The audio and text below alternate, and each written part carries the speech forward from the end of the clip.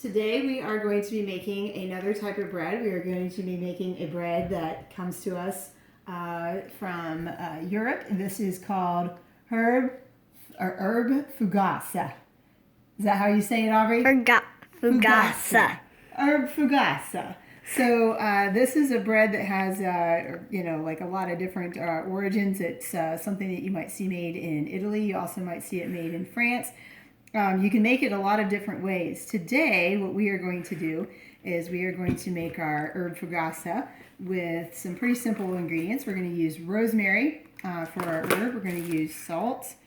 We're going to use olive oil. We're going to be using bread flour. Now, this is different from your all-purpose flour because bread flour is going to have higher amounts of gluten in it. So gluten is the protein that is found in grains. So when you're looking at complex carbohydrates like wheat and oats, they are going to typically have a protein called gluten in them.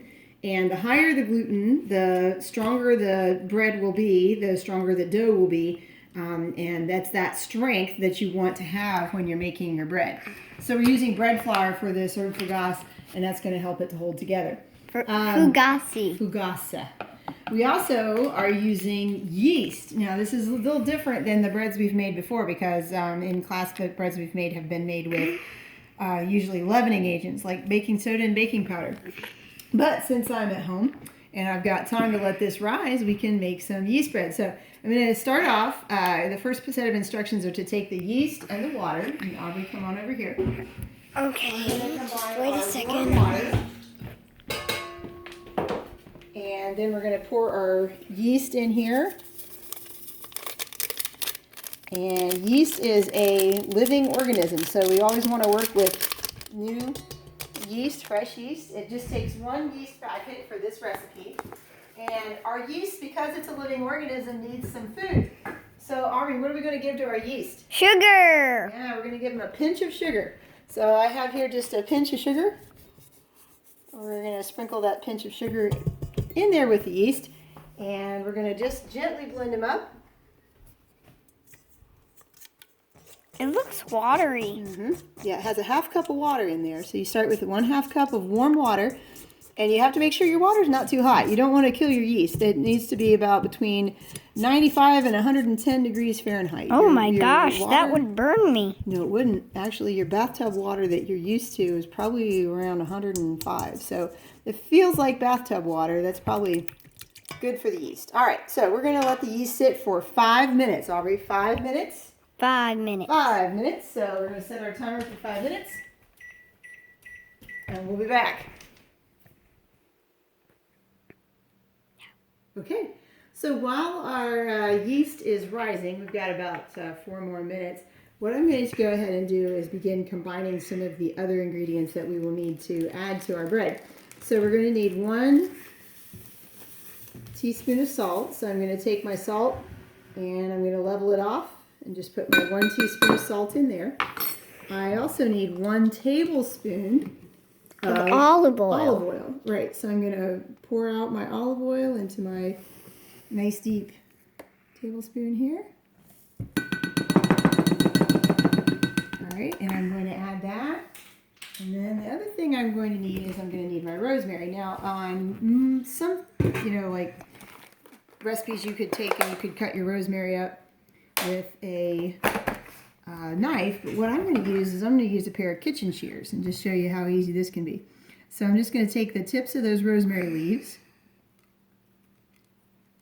Why do you only want the tips? Well, you can cut the whole rosemary leaf, but you don't want to really cut up the stem into your bread so much because the stem has a kind of a rough texture.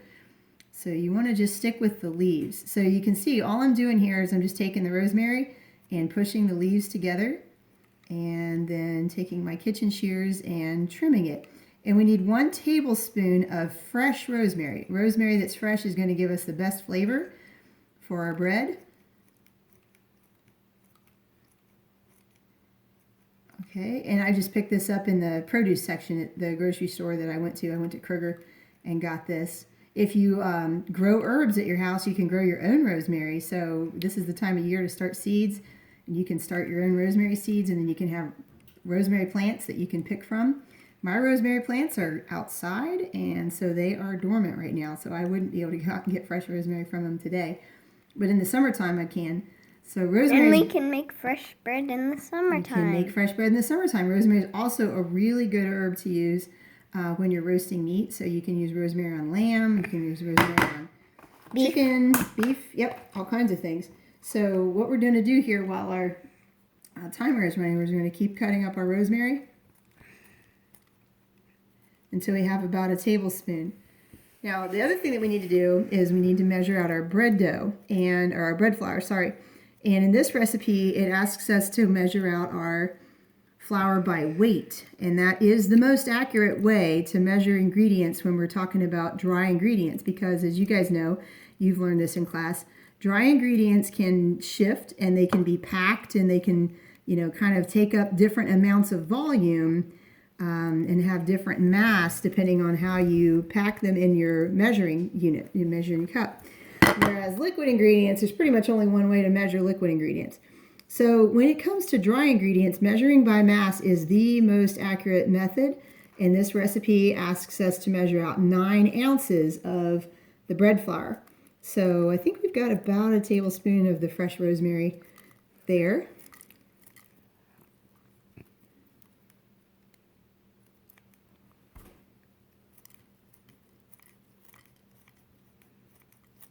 So what we're going to do now is we're going to measure out our bread flour.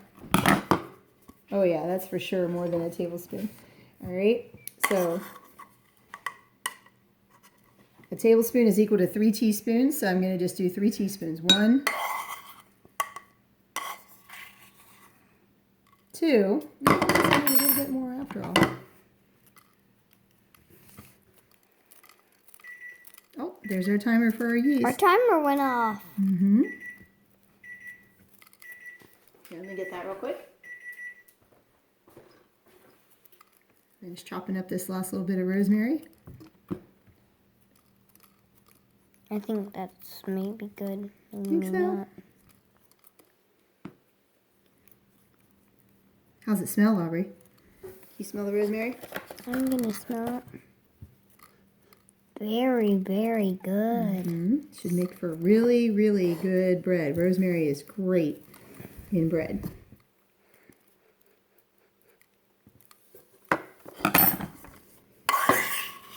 Okay, yep, and there's our final teaspoon. All right, so we've got our rosemary, and we've got our olive oil, we've got our salt. Now it's time to measure out our bread flour. So we're going to start here, and we have to tare our scale to 0. So we have to get that to measure back at 0. And then we're going to take our bread flour and put this in here until it gets to 9 ounces. So this is an old-fashioned kitchen scale. 1/2 pound right here, this mark is going to be equal to 8 ounces. 1 pound is equal to 16. So Aubrey's going to tell me when I add enough flour for it to get to this mark, it's just one little tick past the 8-ounce mark. Are you ready, Aubrey? Don't touch it. Yeah. Just watch it. Don't touch it. Don't touch it. Just watch it. One little tick. Needs to be just past.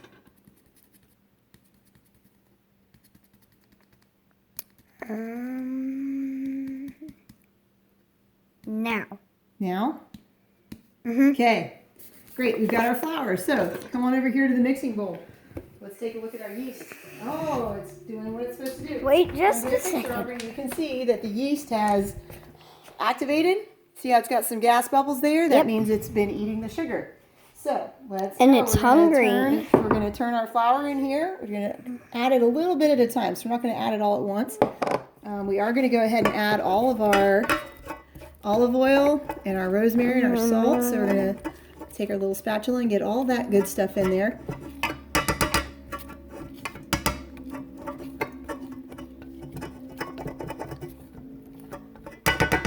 Okay, now we're going to use what's called a bread hook. So this attachment on the mixer is not like a mixer attachment. If we were making cookie dough or something like that, we might use an attachment like this or like this.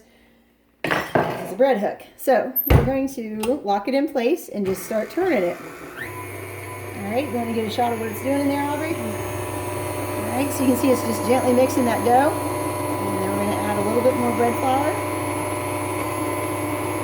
little bit at a time.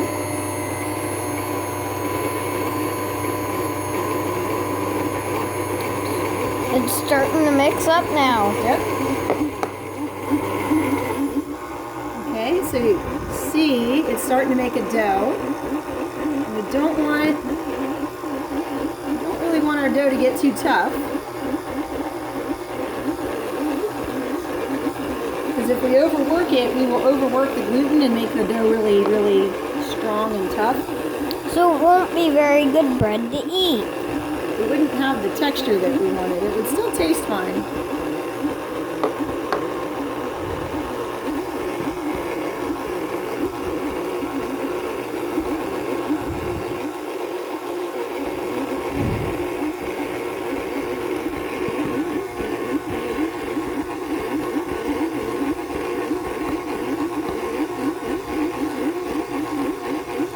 If you were making cookie dough, this would probably be the texture you would want it, so you could easily cut it. Okay, so we're going to add in another little bit of water now that we've got our first initial mix.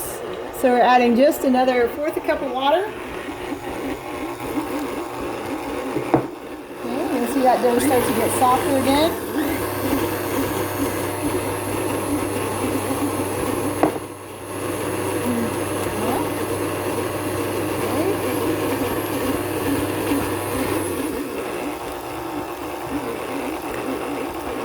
It looks kind of like gloop gloop to me. Looks like gloop gloop.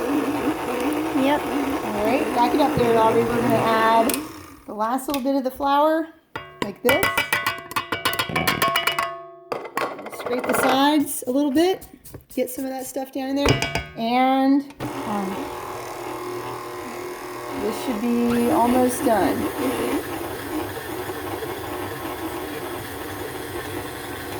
Okay. Yep, see how you got a nice little sticky dough ball there? All right, I hope you guys aren't too dizzy from watching that. So, we're going to take our bread. Ick. No, it's good. All right, so we're going to take our bread dough now. We're going to roll it onto a surface where we can knead it.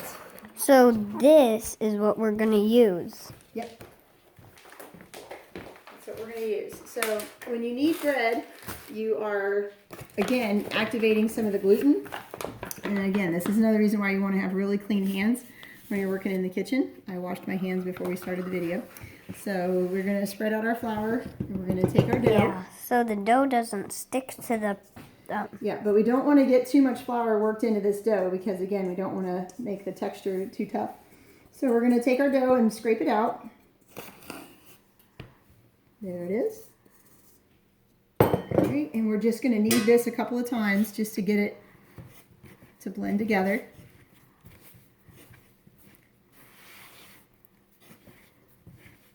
So push it away and then kind of turn it.